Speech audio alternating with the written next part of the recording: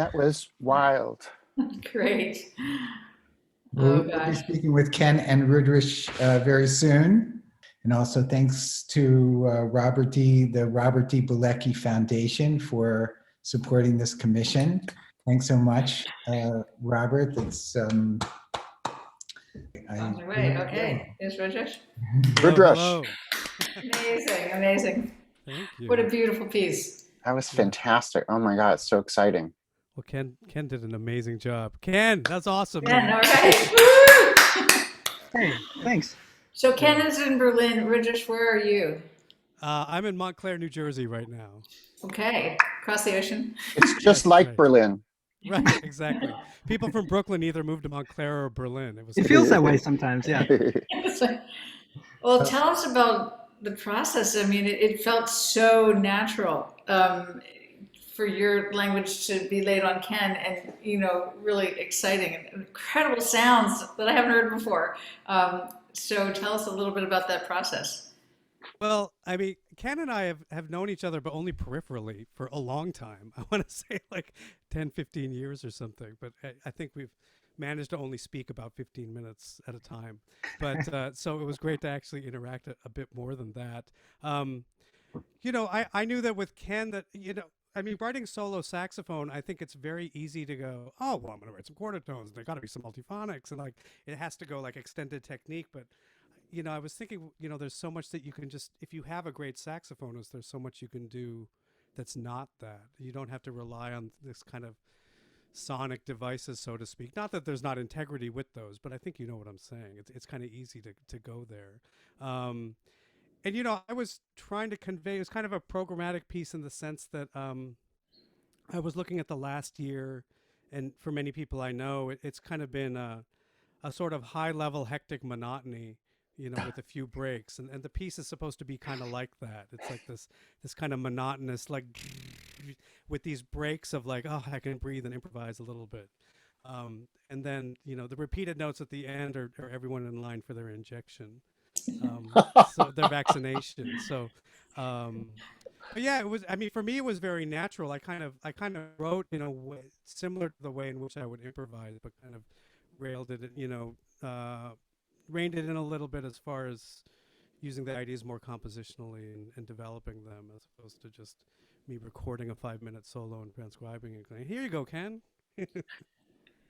But is that weird also because you are also a fabulous alto sax player? So is there like a weird split body kind of thing where you're trying to figure out, oh yeah, I don't mind making Ken suffer doing this, but I would never do that to myself or something? No, I think suffering should be shared. I'm very Marxist in that way, I think. And Ken's in Berlin, so he can relate. Exactly. But I think that no, I think it was more that, I knew that Ken was, able to do a lot of things. And I think from the get-go, I was kind of divorcing myself from I wanted him to interpret it, I mean, I remember we had this conversation about articulation. I was just like, you know what? This is one way you can do it, but ultimately, however you do it is going to be cool. And I can't say that I'd say that to everybody, but being able to let go of that, kind of control was actually quite liberating. The trust. Ken, you're muted. Yes. So have you recovered? Oh yeah, I'm good. Thanks. Yeah. No, this was great. I mean, yeah, Rudresh at the beginning kind of asked me like, do you have any things that you're thinking about? I mean, it's kind of a common question that you get, like, well, what are you thinking about? Like, what, the composer will a lot of times ask, like, are there things you like to do or whatever? And I kind of punted that. I made it a little bit more difficult because I said, not necessarily. And I love what you do. And I'd love to just take the challenge of what it is that you do and try to make that work with what I do. So, and luckily he did. And I have to say, you didn't mention that you broke a mouthpiece while you were working on the piece. So that's kind of cool. The composer breaks the mouthpiece while the performer is working on it. No, but the difference between this and other things that, at least in this series that we've done, are that a lot of times I've worked with a lot of people who are fantastic composer performers, but generally they haven't actually been playing the instrument that I'm actually playing, So Amir El Safar, fantastic instrumentalist, but he wrote for bass clarinet, or Nicole Mitchell, same thing. So it's like, in this case, it's like, oh man, I know that already that he can play it better than I can. So it's like, why, there's some degree of like intimidation, but also like, well, yeah, just do what you can, so, it's actually really thrilling.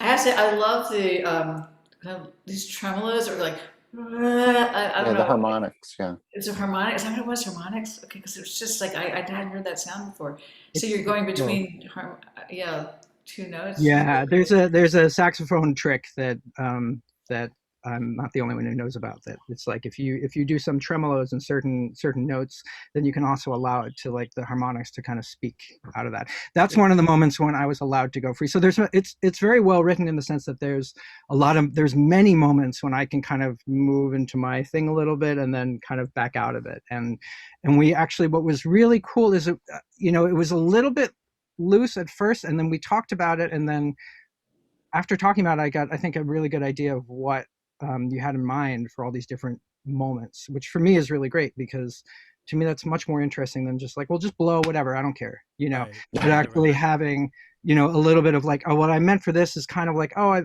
could it be like this one at a time in this way, and like, what do you think, not like in a way that constrained me, but in a way that gave me a sense of what I can do in these actually multiple different moments throughout the piece. So that was kind really of a cool. direction. And and then there's this issue of, hey, how do you balance the improvised with the written material, because I mean, you could have easily just played 20 minutes on one of the blowing sections or something, but like, but I kind of trusted. I was like, if you don't feel like playing on this one on Sunday, that's fine. Play a little bit and play longer on the next one, just because whatever he feels like doing is going to be appropriate to the piece, right? And yesterday he may have played it differently. And so I like the idea of this could be, it will be different depending on what Ken's feeling. And the out of time thing was killing, man. That was great. It really was like this groove, and then this like somebody speaking at a different rate. Yeah. That's exactly what I was thinking. So that was cool. Listen, thanks. One of the joys, I was going to say briefly, one of the joys for us as it flies on the wall is to watch this process, and just to hear the two of you talking about that, and the respect, the mutual respect, and getting to know each other in this time of in our little boxes, is very moving. So I'm really happy that I'm happy to watch it, to witness this connection between two really fascinating artists. So thank you for doing that. Well, thank you for having me. I really appreciate it. Thank you, Rudresh. Thanks, Thanks, Ken. Ken. Thanks for Yeah. playing your butt off, man. Thank you. I appreciate it. Thank all of you. Thanks to the Robert D. Bielecki Foundation. And